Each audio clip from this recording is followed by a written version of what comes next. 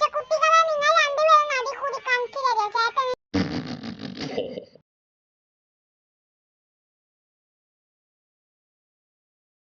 പാവതാ നിന്നെ കളിയാക്കിയാവും അവന്റെ മോന്തയ്ക്ക്